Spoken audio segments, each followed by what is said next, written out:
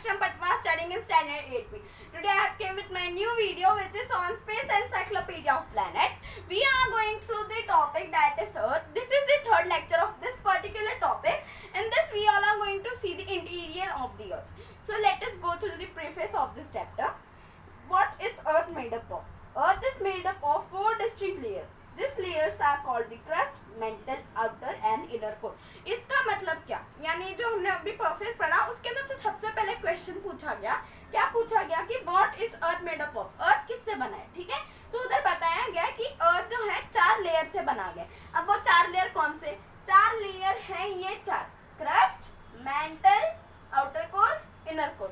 ठीक है, तो अभी ये जो चार ये पॉइंट्स है ना, ये हमारे इंटीरियर ऑफ द अर्थ के नेम्स है। यानी जैसे ये जिसके ऊपर हम लोग रह रहे हैं उसे धरती बोलते हैं। तो चलो फर्स्ट पॉइंट जो कि है इसका क्रस्ट वो देखते हैं। Earth's crust. The first layer consists of about 16 kilometers of rock and loose material that scientists call the crust beneath the continents. The crust is almost 3 times as thick as the beneath the oceans. अभी इसका मतलब क्या?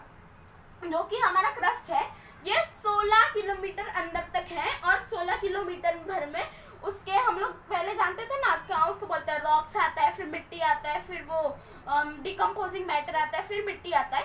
वैसे ही layer के अंदर ये इसको 16 kilometre ये डेप्थ है। अभी इसके पास भी टू कोर होते हैं, क्रस्ट होता है। ठीक है, मतलब इसका 2 पार्ट होते हैं, एक तो होता है ओशनिक क्रस्ट और एक होता है कॉन्टिनेंटल क्रस्ट। अभी कॉन्टिनेंटल क्रस्ट का ना जो थिकनेस है ना, यानी इसका कैसे 16 किलोमीटर है, तो ना कॉन्टिनेंटल क्रस्ट का ना थिक ज़्यादा है और ओशनिक क्रस्ट का थिक कम है। क्यों? क्योंकि ये जो हमारा क्रस्ट है ना इसकी डेंसिटी ओशनिक क्रस्ट से ज़्यादा है। मतलब ओशनिक क्रस्ट की डेंसिटी क्रस्ट ये वाले क्रस्ट से ज़्यादा है। ठीक है, और जो हमारा कॉन्टिनेंटल क्रस्ट है उसकी डेंसिटी कम है हमारे इस वाले क्रस्ट से। तो अभी इससे क्या होता है मालूम है कि हमारे जो कॉन्टिनेंटल क्रस्ट है ना वो तैरता रहता है और ओशनिक क्रस्ट बार बार डूब जाता है, एक दूसरे से लड़ जाता है या डूब जाता है, इसलिए उसकी थिकनेस कम होती जाती है। लेकिन इसको कुछ नहीं होता, ये बढ़ते जाता है। इसीलिए ये था क्रस्ट का पॉइंट। अभी जाते हैं हम सेकंड पॉइंट की तरफ, मेंटल। और ये बात आप हमेशा ध्यान रखना, ये बहुत इंपॉर्टेंट टॉपिक है, ये हर स्टैंडर्ड में काम आएगा आपको। ये 8 में इसके ऊपर एक चैप्टर भी है। तो ये जो क्रस्ट है ना इसके 2 पार्ट है, ये बात ध्यान रखो, कभी कंफ्यूज मत होना। 2 क्रस्ट है, continental crust and oceanic crust. अभी कॉन्टिनेंटल क्रस्ट यानी क्या? कॉन्टिनेंट यानी हमको मालूम है जमीन, और क्रस्ट यानी हमारा ऊपर का भाग, भूमि, धरती। ठीक है, इन शॉर्ट हम बोलने जाए तो भूमि और क्रस्ट सेम है। ठीक है, और दूसरी तरफ ओशनिक क्रस्ट। अभी ओशनिक क्रस्ट, ओशन, इससे ही हमें मालूम पड़ जाता है ये होगा पानी। तो ये जो है ये पानी के अंदर या फिर पानी के ऊपर तैर रहा है और कॉन्टिनेंटल क्रस्ट जमीन पे ही है। ठीक है, समझा? अभी ओशनिक क्रस्ट को हम ये भी बोल सकते हैं कि हम लोग मतलब साइंटिस्ट ने 2 बात बोली है कि ओशनिक जो क्रस्ट है वो एक तो पानी के ऊपर तैरता है और दूसरे ने ये बताया कि ओशनिक क्रस्ट यानी पूरा पानी का लेयर। जैसे हमको मालूम है कि इतना मैंने फर्स्ट वीडियो में याद करो आप लोग को बोला था कि ये जो मरीना ट्रेंच है वो हमारे अर्थ का सबसे डेप्थ वाटर का पॉइंट है। ठीक है, तो वैसे ही जो वाटर का पॉइंट है तो उतना जो उसका हाइट होगा ना उसी को हम बोलेंगे उसकी थिकनेस। ठीक है, तो अभी सेकंड पॉइंट जो है हमारा मेंटल वो देख लेते हैं।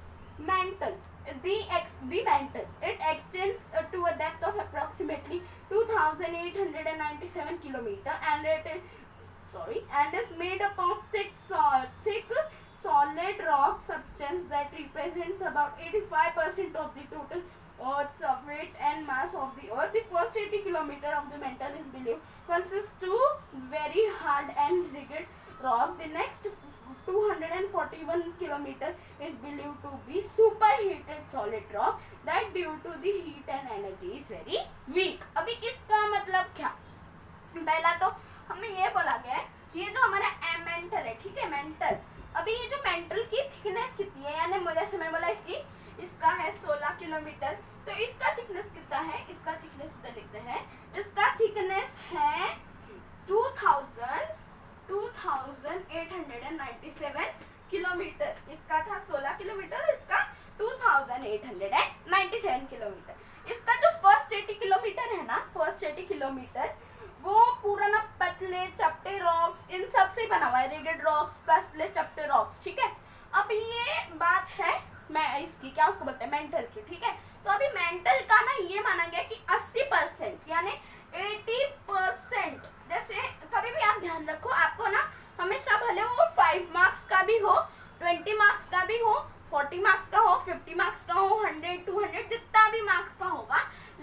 परसेंटेज कितनी होगी, 100% उसकी एवरेज परसेंटेज होती है। वैसे जो हमारा अर्थ का टोटल मास, इसको 100% में से 80% इसने ही ले लिया है, यानी अर्थ का जो मास है, वेट है, ठीक है, जो वेट है ना उसका, वो उसके का 80% तो यही कंसिस्ट कर लेता है, बाकी सब कितने में करते हैं, 20% में, ठीक है। अभी मैं आप लोग को एक बात बता दूं कि ये जो हमारा अर्थ का 80% इसने वजन लेके रखा है ना, वो किससे बना हुआ है, वो बना हुआ है सुपर हीटेड सॉलिड रॉक, ठीक है। और ना इसकी जो एनर्जी है ना, ये हैवी एनर्जी है, मतलब ना एकदम तड़पती फड़कती है, और ना ये ना वीक है थोड़ा सा। आप लोग को एक बात बताओ, आप लोग ने कभी सुना होगा लावा इरप्शंस या फिर ज्वालामुखी, तो ये जो ज्वालामुखी होता है ना, उसमें से जो निकलता है ना लावा, तो वो लावा रहता है ना, वो इसमें ही बनता है, इसको बोला जाता है मगमा चेम्बर्स। जो लावा निकलता है ना, उसे मगमा भी बोला जाता है, क्योंकि लावा के अंदर मगमा है और मगमा चेम्बर्स इधर ही बन रहता है, ठीक है, इसलिए ये वीक है। अब जो हमारा थर्ड पॉइंट, इनर कोर, ठीक है। अभी it extends another 100 inner core नहीं, आउटर कोर है, sorry. It extends to a deep of 4,828 kilometer beneath the surface. It is believed that this outer core is made up of superheated molten lava. जैसे मैंने बोला था कि ये भी लावा से है, तो सेम ये भी लावा से ही बना हुआ है। अब इसकी डेप्थ कितनी है, इधर लिख देते हैं हम। इसका जो डेप्थ है वो है 4,828 किलोमीटर, ठीक है। अब अभी सोच लो, क्रस्ट सिर्फ 16 किलोमीटर है, ये 289 किलोमीटर है, ये 4,828 किलोमीटर है। हम जमीन पे 1 किलोमीटर नापते तो हमें बाल में बहुत लंबा होता है। सेम आप अभी अगर आप इधर तक जाने जाओगे ना, आप लोग की हालत खराब हो जाएगी, ठीक है। और ना आप लोग को मैं बता दूं कि अभी इधर मैंने आपको बताया कि इधर लावा इरप्शंस का मगमा बनता है, लेकिन आप सोचोगे फिर इधर टेक्स्ट बुक में इधर क्यों दिया है, मतलब बुक के अंदर एनसाइक्लोपीडिया में, तो ये माना जाता है कि जो मेंटल है ना, इसमें जब मगमा हीट होता है ना, तो कई बार आपको भी मालूम होगा कि मगमा ना जो गर्म रहता है ना, वो ना पानी, जो हमारा पानी है ना, उसको भी इवेपोरेट कर देता है। इसीलिए कभी भी ना आपने देखा होगा मूवीज के अंदर कि ना मगमा के ऊपर जो है ना, मतलब लावा के ऊपर मिट्टी डाली जाती है, पानी नहीं, क्योंकि वो पानी ना और उछल के आता है अपने ऊपर मगमा, ठीक है। तो ये पानी को भी गरमा देता है, तो जो पानी बीच में रहता है, रॉक भी ऑफ कोर्स फिर मेल्ट ही हो जाएंगे, जब पानी मेल्ट कर सकता है वो, उसको इवेपोरेट कर सकता है, तो आउटर कोर तक पहुंच गया है। इसीलिए अभी माना जाता है कि आउटर कोर में मेन मगमा चैम्बर है, फिर मेंटल में थोड़ा सा है, और अर्थ पे और क्रस्ट पे यानी वो फूटता है, ठीक है। अभी इसके बाद में आता है अपना इनर कोर, लास्ट पॉइंट है, ठीक है, इस चैप्टर का ये लास्ट पॉइंट है, ओके।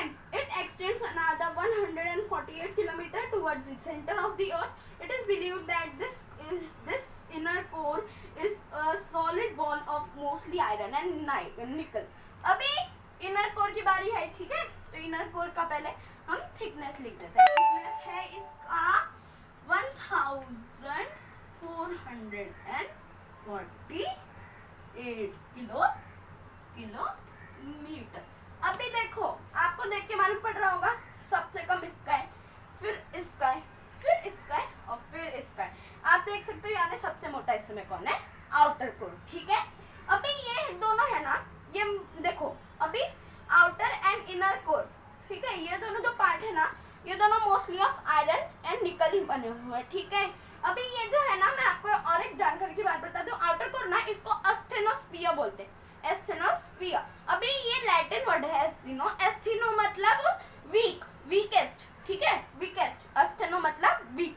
तो ये जो ये ना आउटर कोर को ना एकदम ना वीकेस्ट लेयर माना जाता है, यानी एस्थेनोस्फीयर माना जाता है। क्यों? क्योंकि इधर मगमा बनता है, तो ऑफ कोर्स हीट होगा, ये लिक्विड फॉर्म में और ये सॉलिड फॉर्म में, बस यही दोनों का डिफरेंस है। अभी छोटा सा पॉइंट है केमिकल कंपोजिशन, वो भी कर लेते हैं, ठीक है। The Earth's mass is approximately 5.97 into 1024 kilogram. अभी ये मैं आप लोग को बताता हूँ कि आप लोग ना ये जो है ना इंटू वाला, ये आप लोग ना प्लीज आप लोग इसको मल्टीप्लाई करो और मुझे कमेंट बॉक्स में जल्दी से जल्दी आप लोग इसका मैसेज डालो कि इसका टोटल वेट कितना होगा। देख लो, 5.97 into 1024 किलोग्राम, ठीक है। It is compose mostly of iron. अभी आयरन है, ठीक अभी ये जो पूरा हमारा अर्थ है ना, इस समय पूरे अर्थ की बात हो रही है। हाँ, तो ये अर्थ में मोस्टली 32.1, देखो मैं इधर लिख देता हूँ, आयरन क्या है 32.1 ग्राम। ठीक है, अभी सेकंड आता है oxygen. Oxygen main topic oxygen. ठीक है, अभी ऑक्सीजन कितना है, मैं इसको इधर रब कर देता हूँ आप लोग के लिए। ठीक है, तो ये हो गया हमारा आयरन। अब ऑक्सीजन मैं इसको शॉर्ट फॉर्म में लिखता हूँ, इसके मॉलिक्यूलर फॉर्मूला के हिसाब से ओ। अभी ओ कितना है इसका 30.1%, 30.1%। अभी ओ के बाद में क्या आता है हमारा, फिर सिलिकॉन, ऐसा लिखते हैं इसका, सिलिकॉन का क्या आएगा 15.1। ठीक है, इसको अंडरलाइन कर देते हैं। ठीक है, अभी इसके बाद में आता है मैग्नीशियम, एम लिख देता हूं मैं,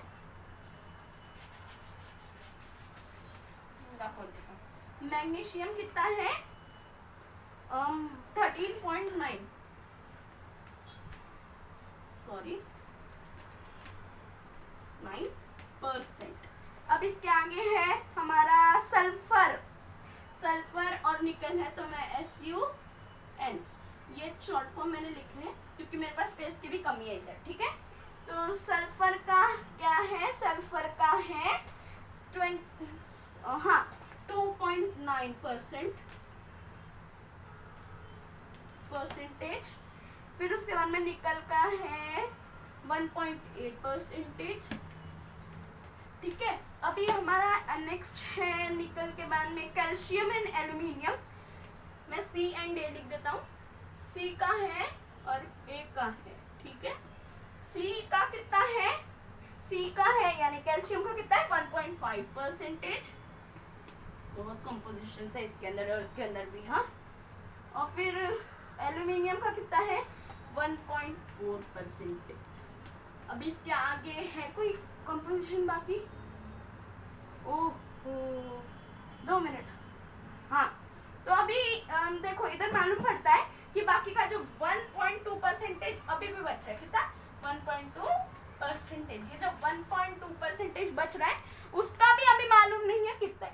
तो इन शॉर्ट अभी बोला जाए तो हमारा पूरा ये जो अर्थ है ना, ठीक है, ये इंटीरियर पूरा मिला के उसके अंदर 32.1 आयरन है, ऑक्सीजन 30.1% है, सिलिकॉन 15.1% है, मैग्नीशियम 13.9% है, सल्फर 2.9% है, निकल 1.8% है, कैल्शियम 1.5% है, एल्यूमिनियम 1.4% है। तो ये ही सब कॉम्पोजिशन से हमारा इंटीरियर ऑफ अर्थ बना है। तो अभी इधर हमारा ये टॉपिक होता है खत्म। तो थैंक यू मेरा वीडियो देखने के लिए। If you like this video then like it, share it, subscribe it. Thank you.